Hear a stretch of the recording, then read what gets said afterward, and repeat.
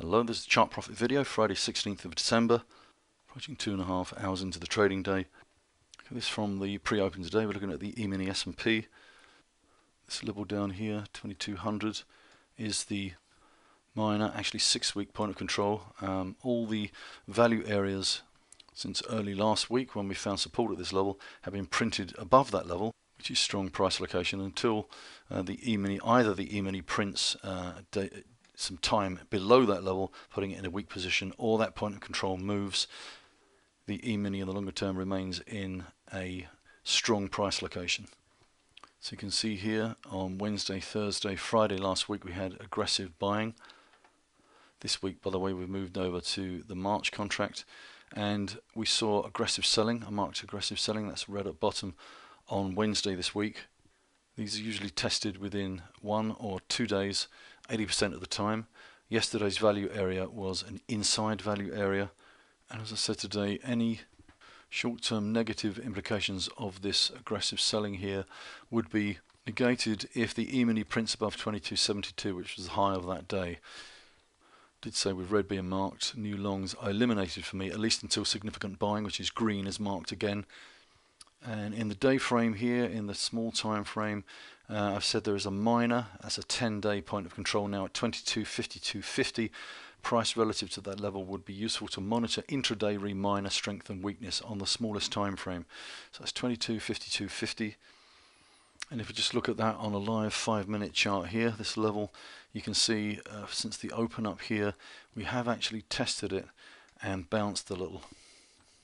So even on an intraday time frame, the first sign of weakness would be time printed below 2252.50 down here.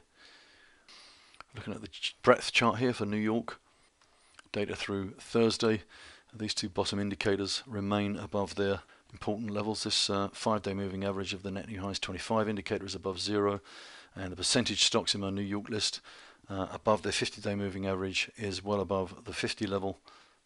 Therefore, the breadth section here on the pulse chart remains green, as does the momentum indicator at the bottom here, being above 0, indicates a trend up from this point here. The only concern on this is the divergence between the momentum indicator and price. And if this should turn down again convincingly, that might suggest correction of some degree. Currently we look okay here, so that's the only real minor, and it's kind of more of a forecasting thing rather than something that's been confirmed. The first sign of weakness you do see is that red on the from the profile, and we have seen that. So let's just see how things develop over the next couple of days. Might well run out another short video early next week, maybe Tuesday or Wednesday, just reviewing this stuff. So I think in the short term, more red printed here would be a concern with this indicator turning down. But we look okay right now. Looking here at the other end of the scale, I'm looking at a weekly chart of the spider, just the weekly closing chart. I use 40 period Bollinger Bands on a weekly chart here, and I've got the RSI 13 indicator above. That's not quite overbought. The overbought level is up here at 70, but it has just sneaked above the previous peak here, and you do see here that the weekly close last week certainly was above that upper Bollinger Band. So this is a very extended chart indicating that it's overbought. We're just looking for any signs of significant weakness in price here. And on the Russell, yeah, we did sneak just above 70 last week here, and you can see I don't remember seeing the Russell or IWM actually extended that far above its upper Bollinger Band before. Maybe approached it back here in 2010.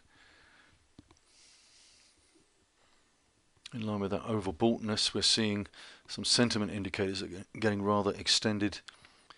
As mentioned today in the pre-open, the Ridex, my version of the Ridex assets ratio, has just reached a 16-month high above 9 here, largely due to bear fund assets reaching their lowest level since July 2015 here. Recently we saw the bull fund assets actually hit an 11-month high a few days ago, but we've come off from that level. So it's mainly the lack of bears that have lifted that ratio above 9 this week. public poll from AAII. Bulls percent slightly higher at 44.7, down from 49.9% 3 weeks ago, which was the highest Bulls percent since January 2015. Bears percent was higher at 32.3, up from 26.5. So quite an increase in Bears percent this week. The opposite of what we're seeing in the Investors Intelligence poll, where the Bears percent was lower at 19.2. It's actually the lowest since August 2015. So an increase in bullishness in this poll. Again, the Bulls percentage at 59.6%. That's the highest since July 2014. And you can see the net, that's this little histogram on the right here, at its highest since May 2015, as is the 4-week moving average here in black of the net, Bulls minus Bears, that also at the highest since May 2015. So newsletter writers becoming they're most bullish in 18 months.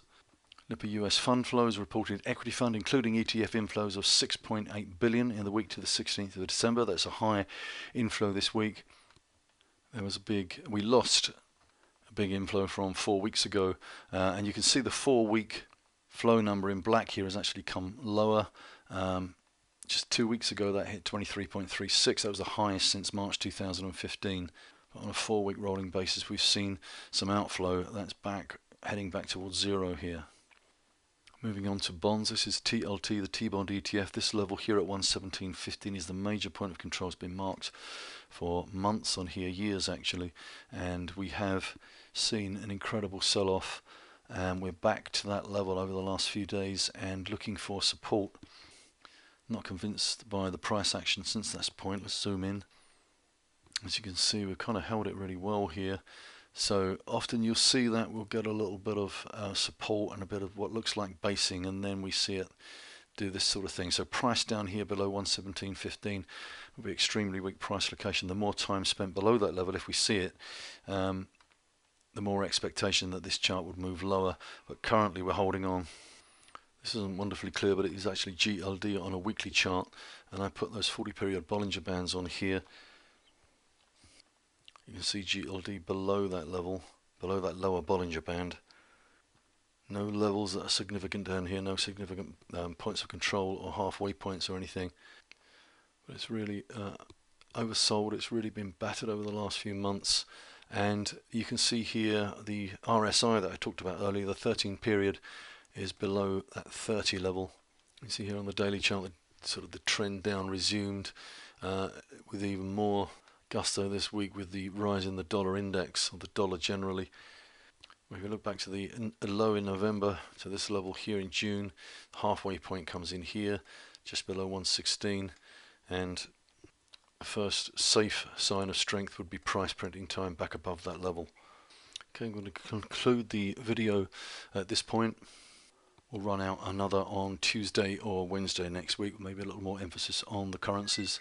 So let me wish you a good weekend, and thank you for watching.